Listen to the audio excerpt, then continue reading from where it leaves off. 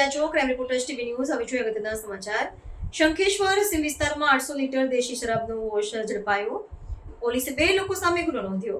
ગાંધીના ગુજરાતમાં શરાબ પીવો કે વેચવા ઉપર પાબંદી હોવા છતાં પાટણ જિલ્લામાં અવારનવાર દેશી વિદેશી શરાબ તેમજ કેબી પદાર્થોની હેરાફેરી કરતા શખ્સો પોલીસ હાથે ઝડપાતા હોય છે.